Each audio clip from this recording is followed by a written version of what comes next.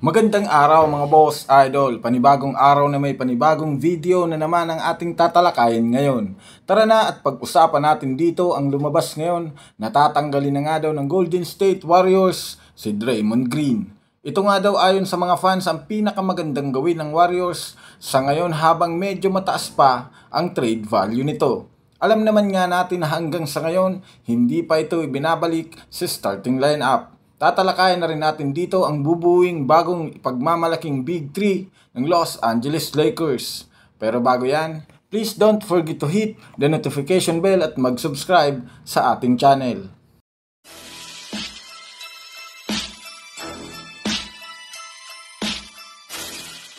Mga boss, idol, tara na at unahin natin ngayon ang balita kay Draymond Green. Dahil nga mga boss, idol, nakuha na sa wakas ng Warriors ang kanilang unang panalo matapos ang mahabang araw na pahinga. Nakuha na nga nila ang pang-19 panalo nila ngayong season.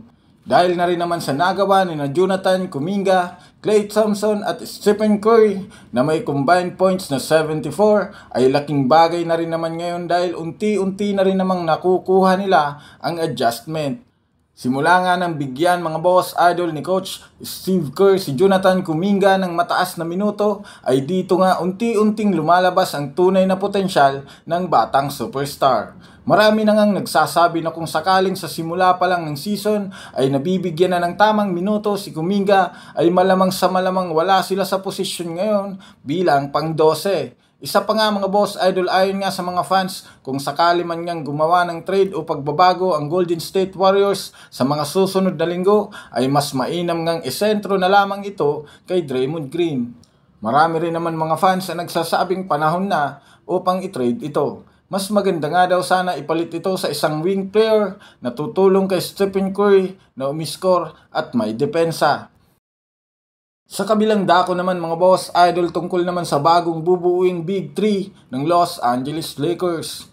Para nga sa kalaman ng lahat dahil nga sa pagkatalo ng Lakers noong nakaraan ay maraming ang mga fans na nagde-demand na kailangan may gawing trade sa Los Angeles Lakers. Maraming ang mga pangalan ngayon na kumokonekta sa Lakers na andyan nga sina DeJounte Murray, Zach LaVine, Kyrie Irving, Trae Young at si Alex Caruso. Pero syempre kinukonsidera pa rin naman ni Rob Pelinka na hindi i-trade si Austin Reeves.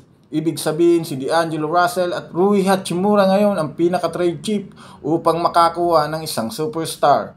Kahit nga si Anthony Davis ay nagsabi na kailangan na nila ng tulong na kung saan kahit man kulang sila o hindi maglaro si LeBron James ay kayang-kaya nilang sabayan ang mga kalaban. Isang superstar na talaga naman may kakayahang buhatin ng kanilang team bukod kay LeBron James. At isa nga sa best trade ngayon na magagawa nila ay kunin ang superstar ng Cleveland Cavaliers na si Donovan Mitchell. Isang guard na talaga naman masasabi nating maaasahan sa opensa at sa depensa.